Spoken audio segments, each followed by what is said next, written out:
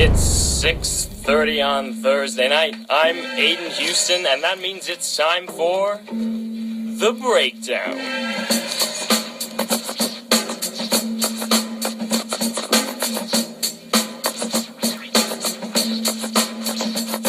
Can I kick it? Yes, you can. Can I kick it? Yes, you can. Can I kick it? Yes, you can. Can I kick it? Yes, you can. Can I kick it? Tonight you'll hear about the latest from Ferguson, Missouri, and London, as well as a discussion on religion with St. Andrew's Coexistence Initiative. Stick around. Comprehend to the track force. Why? Cause getting mentions on the tip of the vibe buzz. Rock and roll to the beat of the funk fuzz. Wipe your feet really good on the rhythm rug. If you feel the urge to freak, do the jitterbug. Come and spread your arms if you really need a hug. Afrocentric living is a big shrug. A life filled with, that's what I love. A lower plateau is what we're above. If you diss us, we won't even think of. We'll nipper the dog and give a big shove. This rhythm really fits like a snug glove. Like a box of positives, it's a plus love. As the trial flies high like a dove.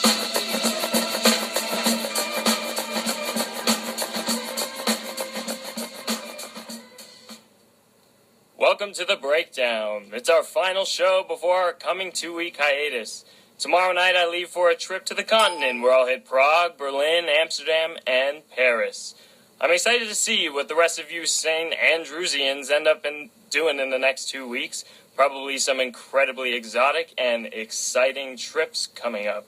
I imagine I'll see some sweet travel pics going around. Maybe I'll bump into you on the way. If you're headed home for the break, enjoy the home-cooked food and the fam. Say hello for me. Tell them about The Breakdown. We've got a great show lined up for tonight, so let's get to it and break down the news. Break down for me. Break down for you. Break down to the one. Gonna give it to you. Do the breakdown to it. Break on down. Do the breakdown to it. Break on down. Yeah, yeah. In Ferguson, Missouri, 2 police officers were shot last night outside the Ferguson Police Department. The 2 officers were shot around midnight amidst a protest that was occurring outside the department in response to a scathing report from the U.S. Justice Department in Washington that the Ferguson Police Department had been practicing extreme racial bias internally. One officer took a bullet to the face, while the other was hit in the shoulder. Neither injuries, thankfully, are expected to be fatal. The shooter was apparently uninvolved with the protesters, shooting from behind the crowd. This is a tragic incident. Not only is it tragic for those 2 officers and for their families, it is tragic for the cause of racial equality in police enforcement.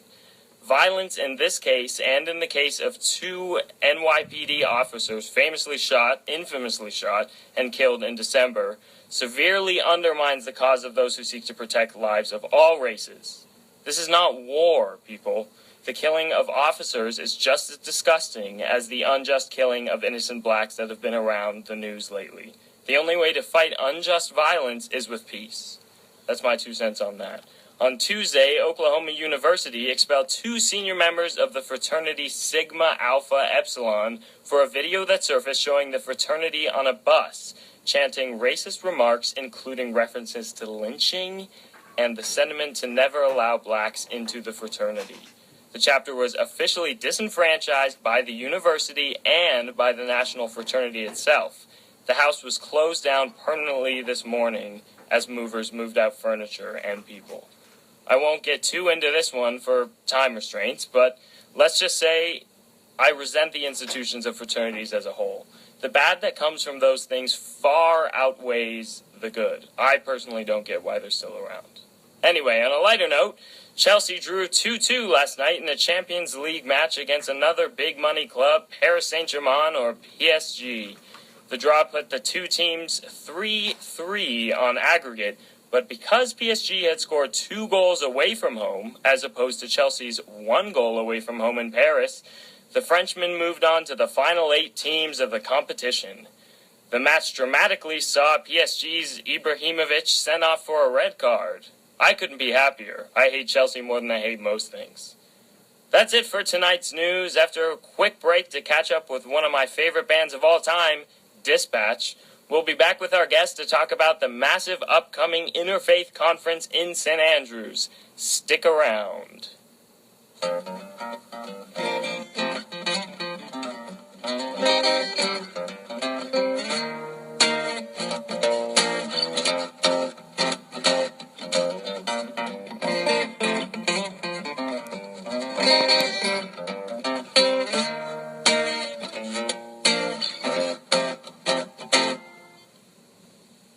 There was a decorated general with a heart of gold that likened him to all the stories he told of past battles won and lost and legends of old.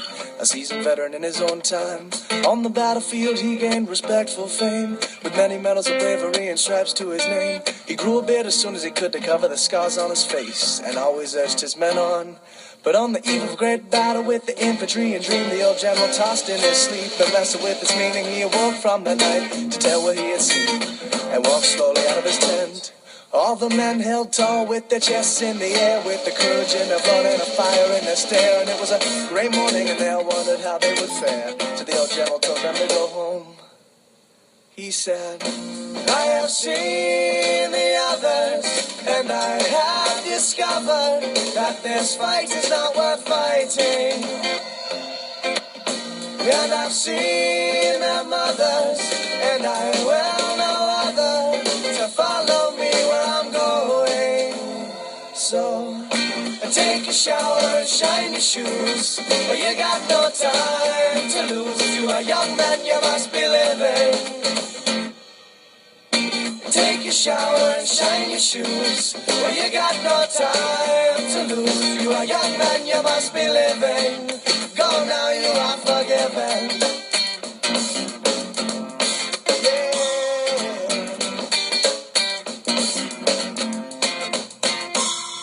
But the men stood fast with their guns on their shoulders, not knowing what to do with the contradicting orders. The general said he would do his own duty, but he extended no further. The men could go as they pleased, but not a man moved. Their eyes gazed straight ahead, till one by one they stepped back and not a word was said. And the old general was left with his own words echoing in his head. He then prepared to fight. He said, I have seen the others, and I have discovered that this fight is not worth fighting. No, and I've seen their mothers, and I will know other to follow me where I'm going. So take a shower and shine your shoes, for you got no time to lose. You are young man, you must be living. Take a shower and shine your shoes, for you got no time to lose. You are young man, you must be living. Go now, you are forgiven.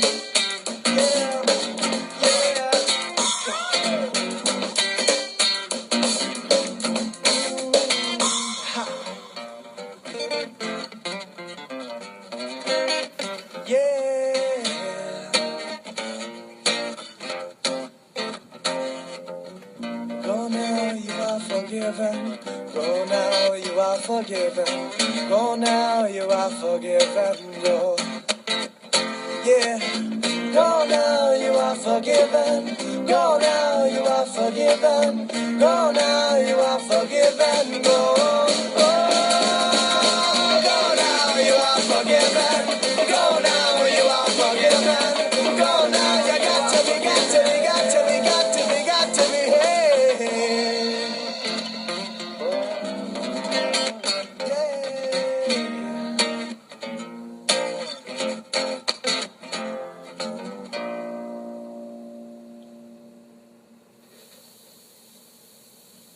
Following the hugely successful Coexistence Conference held last year, the St. Andrews Coexistence Initiative will be hosting another big event on April 4th at 10 a.m. in Parliament Hall. This year's event is titled the Conflict and Coexistence Conference, The Breaking and Making of Interfaith Relations. The event will feature several prominent professors, award-winning journalists, and even our own principal, Professor Louis Richardson. Here to speak with us today about the event, their organization, and interfaith relations are council members Joel Salmon and Dieter Sessler. Welcome to the show, guys. Thank you very much. Glad to be here. So, before we begin, let's hear your personal stories as we always do on the breakdown. Where are you from, what brought you here, and why the St. Andrews Coexistence Initiative? Well, I'm here because I want to do something different. I was born in Ohio, grew up there and moved around a little bit when I was young, but I thought it'd be fun to do something different, so that's why I'm in St. Andrews. I'm about to graduate, actually. And I felt that coexistence was really important to me because I understand there's a lot of bad PR, honestly, with a lot of religion, and for not always, unfair reasons. There's a lot of things that religions need to sort out, but I thought this is a great way to start. Okay, sure. And Joel? Hello, I'm Joel from North London and current president of the Jewish Society. So I grew up in North London all my life, and I went to an Orthodox Jewish school, but also a sort of more reform, left-leaning Jewish synagogue.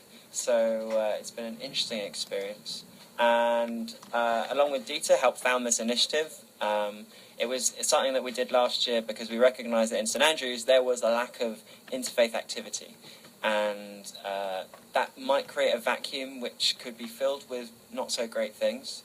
And so we thought this is our opportunity to do something better for the university and hopefully for the rest of society. Sure, okay. And Dieter, Joel said that he has Jewish background in London. What is your religious background? Yeah, I'm a Christian, and as parallel to Joel, I actually went to a Christian school growing up, so I still carry that with me. Okay, excellent, thank you.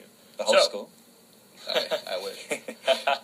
Okay, so tell us about the conference. What's the goal of the conference, and how will the conference actually work? So what we want to look at is conflict and coexistence as sort of two sides of the same coin. So we want to look at why religious communities have conflict, why sometimes they don't have conflict, and what strategies we can use to reverse that fragmentation. So that's the sort of underlying principle. We've got some really, really great speakers who are going to discuss different aspects of it. So we've got Louise Richardson, Big Cheese Louise, so I like to call her, and so she's going to be looking at religious terrorism, why people go into that kind of ideology and perpetrate such acts and the characteristics of it. We have Dr. Jasmine Ghani talking about Syria and the reason that the conflict has become so religious when it was inherently a political conflict to begin with. Dr. Jeffrey Muir is talking about collective violence and the psychology of that. And we also have a journalist coming up from London who was a foreign correspondent for The Observer and had sort of an intimate understanding of the peace negotiations in the Middle East. Okay. So we're hopefully going to get a well-rounded perspective. All right, so what was the process of putting that conference together like? Was it a difficult process, booking all these important people and booking Parliament? What was that like? So for example, the journalist, the reason that we found him is because so my mum has a hygienist, someone, the person who brushes the teeth, for the dentist. Anyway, turns out she lives the road next to us at home, and it turns out that her husband is the journalist. Oh. So I popped round to his house one day, and we schmoozed. And, wow. He's coming to the conference. Excellent. Sounds exciting. So, give us a preview of, you've already said what Ms. Richardson will be speaking about. What are some other topics that will be discussed throughout the conference? Well, one topic that I'm particularly excited about is one that will be discussed by an academic currently in Northern Ireland, but who originates from Syria. And he is a religious minority there. And he will bring some of his story growing up and some of that background perspective to complement what the other speakers will bring about Syria as well. But that's what I'm particularly excited for. Okay, sounds exciting. So, moving on to interfaith relations themselves abroad and more generally, what does coexistence really mean, and why would you guys say it's important? It's quite a lovely, fluffy thing, kind of. It's more of an aim, I think, than anything. But I think it's also something that's at least relatively achievable and that can happen sort of alongside of conflict and can come out of it. And I think in a very St Andrews specific sense, it doesn't just mean everyone doing their own thing. It means having dialogue, and it means engaging in a relationship with different people. So a few years ago, the Jewish Society, the Islamic Society, the Christian Union didn't really have any interaction. You know, they're all great societies, all did different things, but they didn't actually do things together. And so since then, we've managed to bring them together. We've had a variety of events, academic events, social events.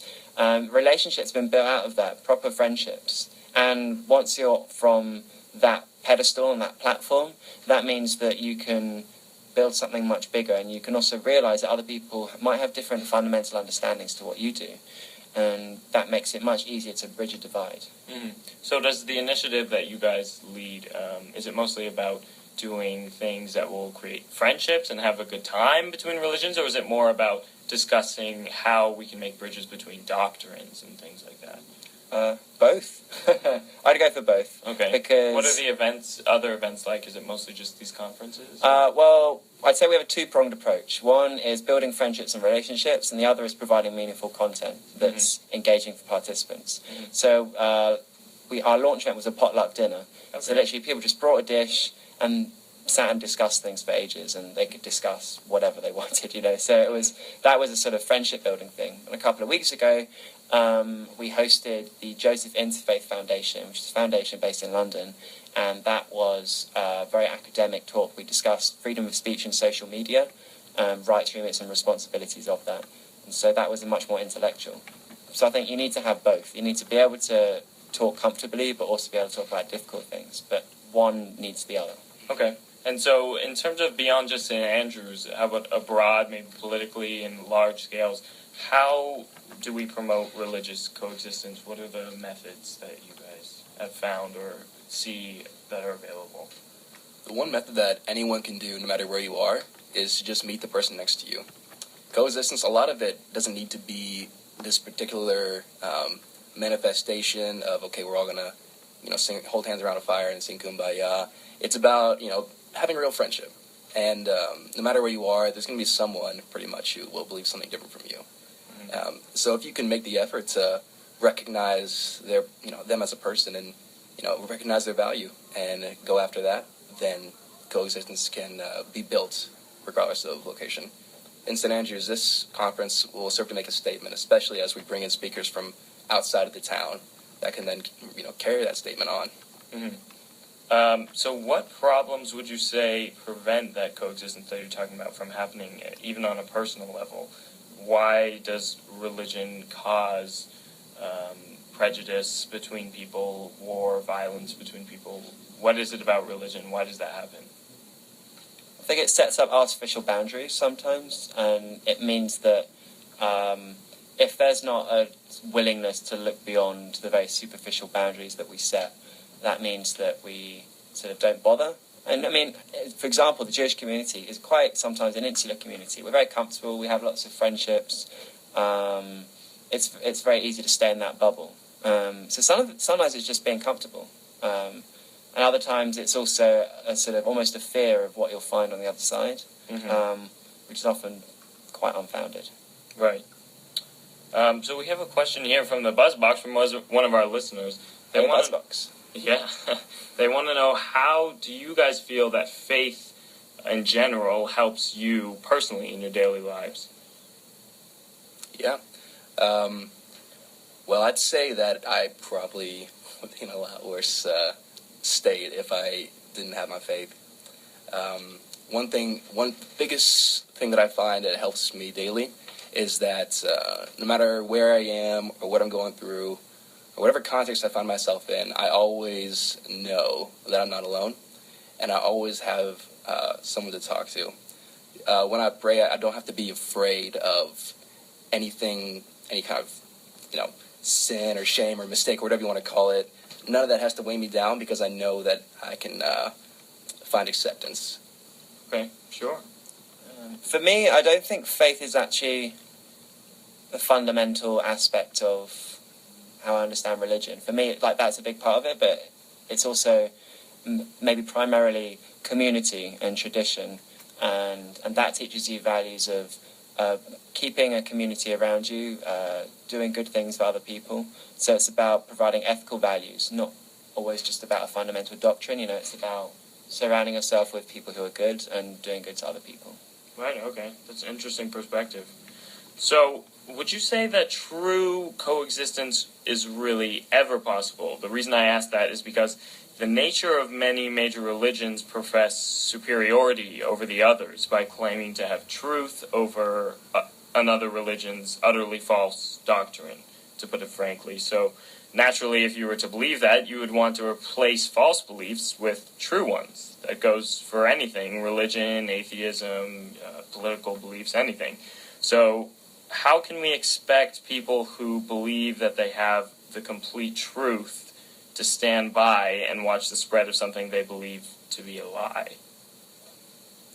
I don't think coexistence necessitates that you won't have fundamental disagreements, honestly, with other folks. I think the goal of it isn't to never disagree, but the goal is to, again, like, respect the person and as best you can, build a friendship with them, build a relationship. There will come a point between these groups that you will find stuff you disagree about. The members of this initiative, the Islamic Society, Jewish Society, and the Christian Union, we all genuinely believe our religions, and we understand that there's differences in our beliefs. But regardless of which one seems to be moving forward or backwards or any kind of these things, we all understand that at the bottom of it, each of our religions tells us that we need to love and respect the other person. I think also the fundamental point about coexistence is it's about creating an environment in which you can disagree and not find that uncomfortable. If you fundamentally believe that you're totally right and everyone else is wrong, and taking religion to its fine doctrine, then I don't think you understand religion. I don't think you understand coexistence. So that's kind of the point of this organisation that we're trying to create. It's about creating an environment which is comfortable and allows you to express personal or philosophical disagreement or agreement, but not let that become something which is socio-political, or at least if it is, that you can discuss it comfortably. Okay, so where would you say that the line is then between evangelicalism and coexistence? Because many religions obviously believe that they want to, for whatever reason, maybe bring others unto salvation, or whatever their reason is. They just feel that they're right, so they want to make other people of their same religion. But at the same time, you want to prevent violence and promote coexistence. So where is the line there? Seems to me that that line is something that's defined by each religion. So I can't speak for Islamic Society or Jewish Society or Islam or Judaism, but from my personal story, I simply find that while there is that desire within Christianity to go and help other people see things the way you do, but at the same time, more than that, we have a command to love other people. And if you're treating people like a project, and if you're deciding that you're not going to be friends with them or not have a relationship if they don't believe what you do, then it's not real love, and it's not real relationship. So regardless of whether or not someone ever chooses to believe what I do, then it's still my job to love them. For me, I don't think that St Andrew's Coexistence Initiative is just for people who are religious. I think, if we're going to generalise, most people in the JSOC aren't that religious, because there's not a very good Jewish infrastructure here, in terms of if you want to be an Orthodox Jew. And so that means that we need to make it accessible for everyone. And so I think this initiative that we're trying to promote in this conference is about creating a conversation between people who believe in many different things, be it God, be it religion, be it atheism or agnosticism. It's about creating a conversation, and a conversation where everyone feels comfortable. Right, okay. So thanks so much, guys. Finally, how can our listeners attend the conference, and how can they get involved with the initiative? Well, so it's on the 4th of April, and tickets are online. If you go to our Facebook page, it's St Andrew's Coexistence Initiative, and that is that gives you all the information about tickets. So it's £7 for a day pass, and it allows you to come and go as you please, and you get free tea and coffee and biscuits. And Woo. I know it's great. It's really great. And then we're also having Also in Parliament Hall at the end, a South Asian dinner. So curries, rice, naan bread. It's going to be great. And that's for £13, and that includes the day pass as well. So with full access to the conference. All right, excellent. Well, guys, thanks so much for being with us tonight. It's been great. Thank you. Be sure to go find the event on Facebook and get your tickets. Thanks for listening, everyone. That's it for tonight. Thanks to our guests, our commentators in the Bugs Box, and, of course, the wonderful Star Radio. Be sure to tune in. We'll see you in 2 weeks. Good night, St. Andrews.